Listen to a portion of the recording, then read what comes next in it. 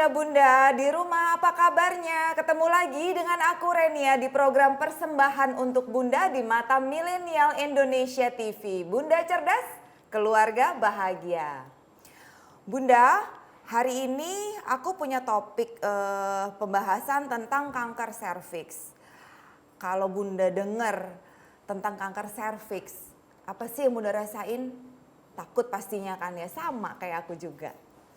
Nah, Bun, aku akan bacain sedikit penjelasan tentang kanker serviks. Kanker serviks itu adalah sel kanker yang tumbuh di leher rahim. Leher rahim atau serviks merupakan bagian dari saluran reproduksi wanita yang menghubungkan vagina dengan rahim atau uterus. Pada umumnya, kanker serviks tidak menunjukkan gejala awal, namun penyebarannya itu sangat mudah. Nah, salah satu gejala umumnya adalah pendarahan yang tidak normal. Nah, penasaran kan? Sekarang kita tanya aja langsung sama dokter yang udah ada di sini, ngobrol sama saya ya. Hai, selamat datang dokter. Hai Mbak Renia, makasih udah mengundang. Iya, sama-sama. Makasih juga udah bersedia membagi ilmunya dokter untuk bunda-bunda di rumah. Nyapa dulu buat hai bunda semua yang nonton. Iya, Bun, sebelum kita ngobrol aku kenalin dulu. Tamu aku hari ini adalah Dr. Daryl Fernando, special option ya dok ya? Iya, spesialis kandungan. Oke dokter, nah tadi sedikit penjelasan dari saya tentang kanker serviks itu bener nggak sih dok definisinya? Ya diketawain Bun. Ya, jadi gini Bun buat semuanya. Kanker serviks itu memang merupakan salah satu masalah yang cukup sering pada perempuan di Indonesia dan juga mungkin takut banget. Biasanya kalau ada perempuan datang berobat ya, kalau misalnya mikir, dok bahaya nggak sih? Dok ganas nggak sih? Biasa mikirnya otomatis penyakitnya kanker. Dan memang pada perempuan, organ reproduksinya ada dua yang memang paling rentan terkena cancer atau kanker, yaitu kanker pada serviks dan satu lagi pada payudara. Namun pada segmen ini kita akan ngobrol lebih lanjut mengenai serviks. Jadi buat bunda semua, serviks itu adalah bagian dari rahim sebetulnya. Disebut dengan mulut rahim atau leher rahim. Atau mungkin kalau buat bunda yang udah pernah melahirkan, pernah dengar nggak ada namanya pembukaan berapa? Nah itu leher rahimnya yang membuka. Nah jadi pada kondisi perempuannya sudah mungkin nanti usia udah 40 tahun, 50 tahun ya, bisa terjadi perubahan-perubahan pada leher rahim tersebut. Dia bisa menjadi sel-sel yang abnormal ya, atau kalau bahasa awamnya selnya menjadi ganas. Gitu ya. Jadi dia adalah bagian dari rahim. Jadi bukan semua bagian kandungan disebut kanker serviks gitu, bukan. Betul, karena masih ada indung telur, masih ada saluran telur, masih ada rahim dan otot rahimnya, tapi ini khusus pada leher rahim bagian bawahnya yang nyambung dengan vagina. Oh gitu, itu penjelasan singkatnya tentang kanker serviks ya dok ya. Nah terus kalau deteksi awalnya tuh seperti apa sih dok saat pasien yang datang ke dokter nih? Ya. Gitu. Jadi kalau misalnya kanker serviks itu pasti bunda-bunda pasti sering nonton nih di TV. Udah divonis stadium berapa, bener nggak? Nah itu biasanya tuh udah parno dan udah ada mindsetnya kayak gitu karena mungkin sering nonton TV ya. Jadi dibilang saya divonis 3 bulan lagi dok. Sebetulnya bukan seperti itu. Jadi kalau untuk kanker serviks itu kita mengenal ada namanya stadium. Ya, ada stadium awal atau prakanker ya, kemudian ada stadium 1, 2, 3, 4 ya. Masalahnya pada kanker serviks ini sebagian besar perempuan Indonesia datang pada stadium yang sudah lebih lanjut. Stadium 2 ke atas, ya, bukan stadium awal. Sedangkan stadium yang lebih bisa kita obati dengan tuntas adalah pada saat stadium awal. Kenapa perempuan Indonesia banyak yang datangnya stadium lanjut? Karena kayak tadi Mbak Rina tanyakan, mereka mengandalkan gejala. Ya, jadi gejala kanker serviks itu antara lain tadi perdarahan, ya, perdarahan dari kemaluan, misalnya pasca sanggama, habis berhubungan suka keluar darah, ya, atau ada keputihan berulang-ulang yang mungkin baunya tidak sedap atau baunya busuk.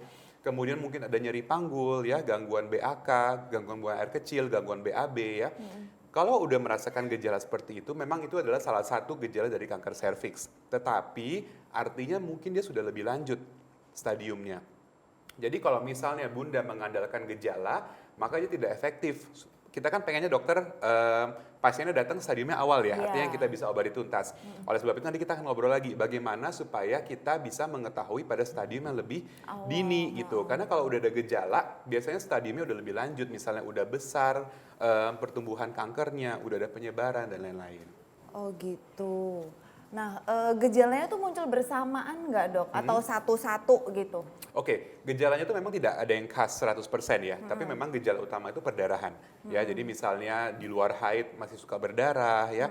Kemudian yang paling penting juga pasca sanggama habis berhubungan badan misalnya dengan pasangannya keluar darah. Nah, itu harus diperiksakan.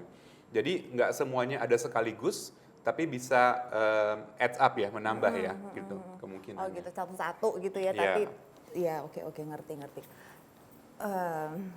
Normalnya perempuan untuk menstruasi itu berapa hari dok? Ya, oke. Kalau kita berbicara mens normal itu rata-rata antara siklusnya ya. Artinya kalau teman-teman mungkin ada yang udah punya aplikasi di HP ya, dicatat gitu ya. Lama siklusnya itu 21 sampai 35 hari. Itu yang dibilang normal ya. Lebih dari 35 hari dianggap mensnya yang jarang. Ya. Kurang dari 21 hari terlalu sering haidnya. Tapi di antara 21 sampai 35, rata-rata 28 itu kita anggap masih normal. Kemudian untuk durasinya, yang normal adalah 2 sampai 7 hari. Ya, jadi kalau misalnya ada yang mens cuma 1 sampai 2 hari itu sudah bersih, nggak masalah ya. Tapi kalau mensnya berkepanjangan, misalnya lebih dari seminggu ya, ditambah dengan darahnya mungkin sampai ada bergumpal-gumpal ya, nah itu mungkin pendarahannya tidak normal juga. Dan itu penyebabnya banyak sebetulnya, tidak hanya dari kanker serviks saja, gitu. Oh 1-2 hari ada dok yang kayak gitu? Ada, 1-2 hari ada dan masih normal. Dan itu nggak apa-apa? Iya, nggak apa-apa. Oh saya pikir malah yang tidak normal tuh begitu, yang normal tuh yang banyak, yang panjang gitu waktunya. Justru kalau terlalu lama itu yang biasanya menandakan ada sesuatu. Oh oke. Nah terus kalau ini dok, pernah nggak sih yang terjadi biasanya nih dari teman-teman ya gitu, mereka pakai IUD. Iya. Nah itu kan schedule haidnya kan juga berantakan. Iya. Ada efek sampingnya nggak dok? Maksud saya ada kaitannya nggak? Oke, Bisa dengan kanker ya. Oke, penggunaan IUD atau kontrasepsi hormonal lainnya misalnya dengan pil dan lain-lain memang kadang-kadang bisa merubah siklus haid. Ya, tapi kalau untuk penggunaan AKDR atau spiral ya atau IUD, kemudian pil KB yang kombinasi, justru mestinya mensnya teratur. Ya, mungkin agak berantakan dalam beberapa bulan pertama penggunaan, misalnya dalam 1 sampai 3 bulan pertama. Tapi setelah itu biasanya mensnya akan teratur. Kalau penggunaan kontrasepsi yang lain, misalnya kontrasepsi suntik yang 3 bulan ya, atau menggunakan susuk atau implan, itu memang membuat haidnya sedikit atau justru tidak haid sama sekali. Tapi memang secara umum dia tidak beresiko terhadap menimbulkan terjadinya kanker. Oh enggak ya? Enggak berhubungan. Jadi jangan pikir saya takut ber-KB karena takut kanker di kemudian hari, enggak juga gitu. Banyak faktor yang harus dipertimbangkan. Iya, soalnya kan enggak setiap orang punya kasus kanker penyebabnya sama gitu kan dok, macam-macam pemicunya gitu kan. Nah, seru banget nih ngobrol sama dokter Daryl ya. Tapi kayaknya kita mesti break dulu nih bunda-bunda. Nanti aku sama dokter Daryl bakal balik lagi ngobrol-ngobrol lebih lanjut tentang kanker serviks. Bunda jangan kemana-mana, tunggu kita berdua ya. Bye.